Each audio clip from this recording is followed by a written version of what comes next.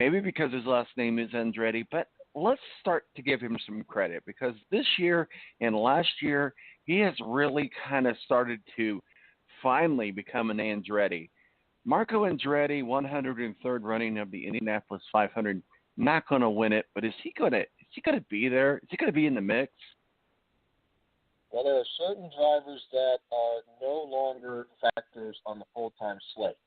But when the series comes to Indy, Tom, there are certain drivers that flourish. One of them, as we know, is Tony Kanaan. No question. I don't think you can deny that. The other one on that list is Marco Andretti. Consistency means something, and veteran experience of this track means something. And that's why, even though Marco Andretti and Tony Kanaan are not going to be championship contenders for an NASCAR Cup, they are going to be a threat to put their face on the Board Runner Trophy because they have the experience and they know what it takes to get to the front and stay there. So it would not surprise me if Tony Kanaan were to win this race for a second time. Surprise me if somehow, some way, Marco Andretti would find a way to win the race for the first time and end a 50-year jinx for, I mean, gosh, I can't believe it's that long that Andretti has won this race. And joining us now also, Steve Wilson, editor-in-chief of Speedway Digest.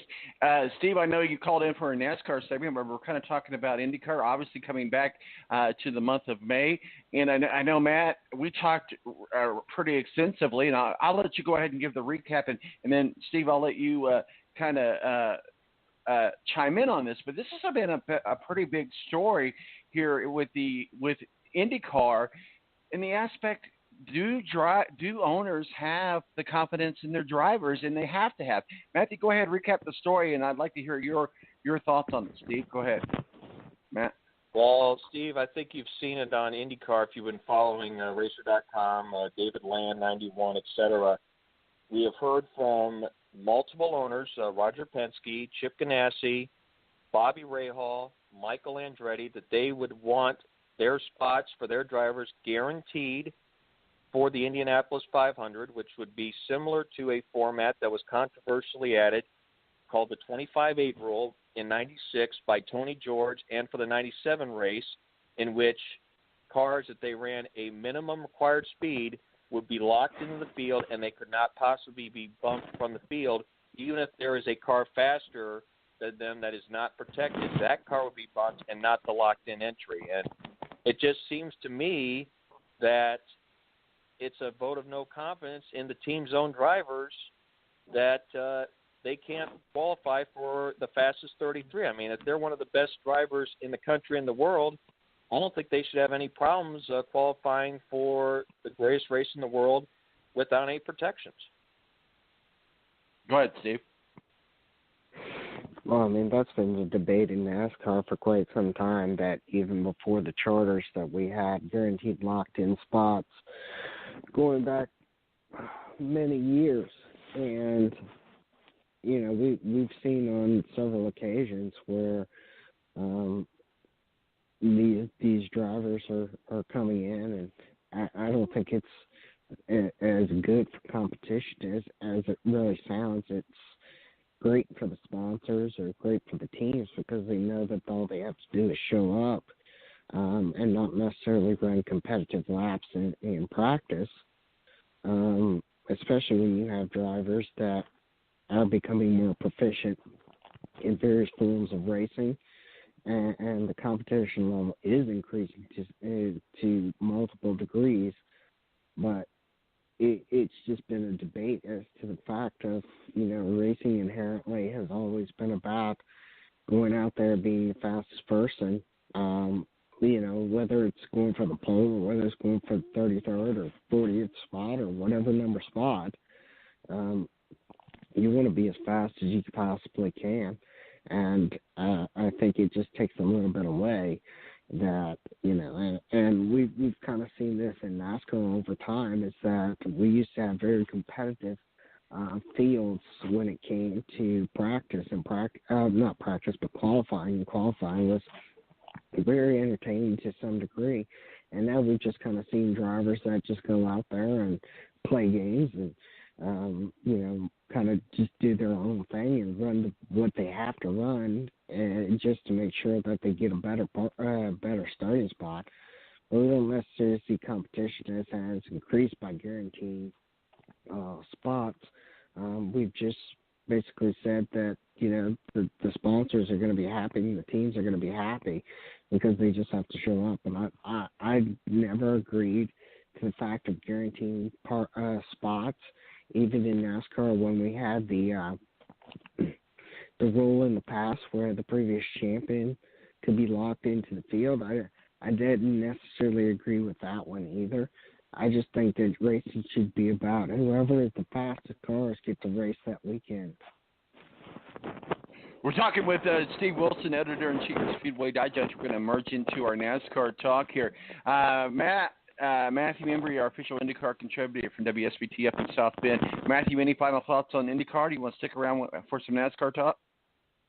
Well, I got to get things going here because, unfortunately, the South Bend Cubs game last night was washed out, so they have a doubleheader that starts here in the next few minutes. So I got to get cleaned up and get over to the station. Oh, it's just the Cubs. It doesn't matter. I'll just leave off at this. We're going to have a great race. We're going to have a great qualifying session. Mark Miles has, ensured that there will not be any guaranteeing of positions for this year's race. I think the question right now is what's going to happen in the future and how that's going to affect things like car count, fan interest, et cetera. Because if you follow Twitter, I think there are a lot of people that I don't know if they're angry. I think the better word for it are disappointed that this can of worms has been opened up. And hopefully there will be some kind of compromise. And, in fact, there's a compromise that I'm even posted to and sent it privately to Crash Gladys of Speed Freaks. I don't know if I'm going to post it publicly, but I think there is maybe some ways to do this where not anybody gets left out, and I think there is an equal balance and trickle down. And I think that's what needs to be considered here, where it's fair for everybody, not just for the haves instead of the have-nots. And I think that's the biggest concern I have with this looking forward to, for instance, 2020. Well, a story we're certainly going to be following. Matthew Embry, WSBT up in South Bend, our official IndyCar contributor. Matthew, look forward to hanging out with you out at the track this year. Where can people find your work and your masterpieces, sir? MATTEMBURY, and like I said, follow my buddy David Land, DLand91. He has some very good takes on this whole debate. So if you want to take a look at him on YouTube, just go to David Land on YouTube or DLand91 on Twitter, and he'll have some very interesting takes, I think, that maybe you're not thinking about as far as the concerns of what this might create for the future. All right, buddy, we'll talk with you soon. You have yourself a good Easter weekend. Happy Easter to you too, Tom. All right, we'll see you. Matthew Embry, our official IndyCar contributor. We'll be right back right here on the Balance Radio Network with Steve Wilson, our official NASCAR contributor, editor-in-chief with Speedway Digest. Yeah, we're going to break down Richmond, and we're going to talk some NASCAR. I'll be right back.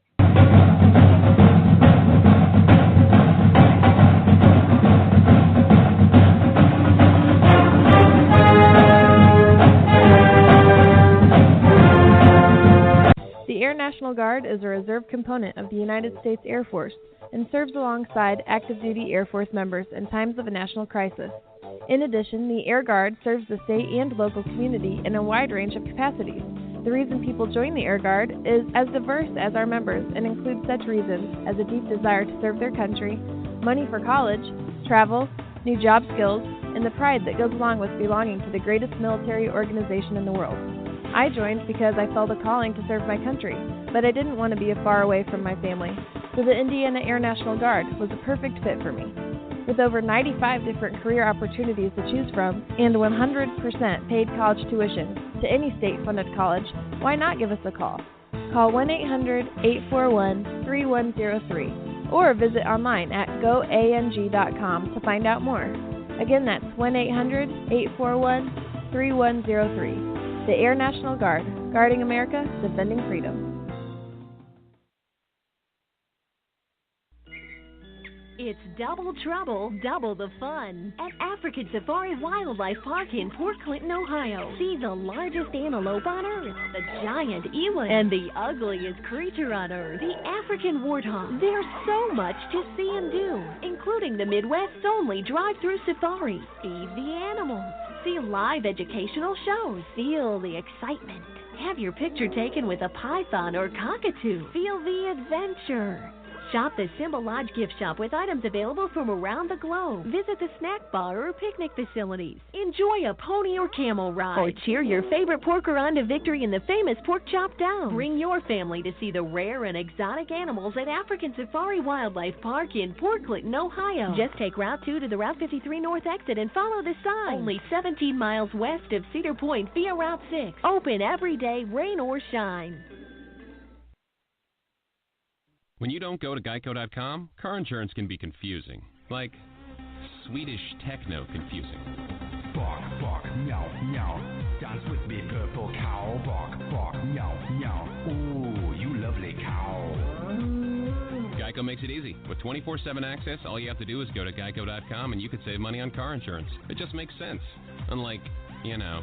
Dance with me, purple cow. I like your move. When you don't go to Geico.com, car insurance can be hard. Like early 90s heavy metal hard. I'm yelling and screaming and I'm loud. Roar. Geico makes it easy. You can review and update your policy or report a claim on Geico.com or the Geico mobile app. Because shouldn't we all have a little less stress in our lives? I'm not even upset about anything.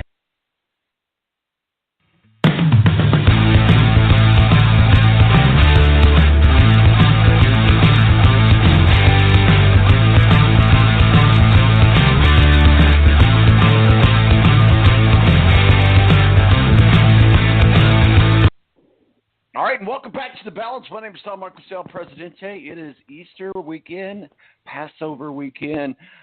So glad that you could join us on this holiday weekend. NASCAR has the weekend off.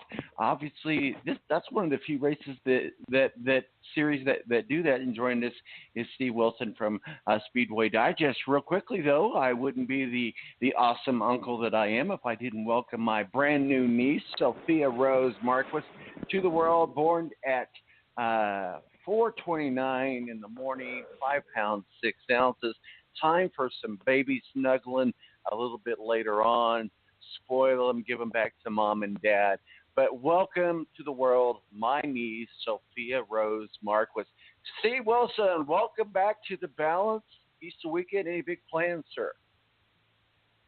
No, I get the weekend off and I don't have to do anything. What? It's a good weekend to get caught up on Game of Thrones. I've never What seen is our a single obsession with this episode. show? I have no idea. Go ahead. Yeah, I've never seen a single episode of it. Never. Well, Not then you even will one. not get what I'm about to say to you. Shame. I have to admit, though, I am guilty as charged. I really got into it. It's like one of those shows like Breaking Bad or some of these other shows where you just got to watch Sons of Anarchy or whatever. And, of course, the big build-up this past weekend was Season 8. Well, I wasn't quite there yet. I was still back in Season 4, and last weekend I thought I'd go on a binge and try to catch up. I got to mid-Season 6, and I'm like, oh. So, yeah, I cheated, and I did the YouTube updates. But I'm still mid-season, Season 7, so we'll see who's going to end up on the throne. But an obsession like nobody's business. I mean, I shouldn't make fun of drug abuse, but it's like crack. Once you get hooked on it, it's there. Any big got the weekend off? You're not going to do anything? Just going to hang around? You're going to make a big ham for tomorrow? I don't have a clue, but I can tell you I'm not doing anything. It's one of the few whatever it is, you're not doing it, right? Yeah, exactly. Well, we won't keep you but just a few minutes here because there is no race this weekend. Just kind of recapping some stuff and just staying plugged in. Richmond last weekend, good race. Love to watch that night race down there. I here in Indianapolis, and I know part of it's tradition, part of it's money, it's a combination thereof. But I just think a NASCAR night race at Indianapolis would be awesome.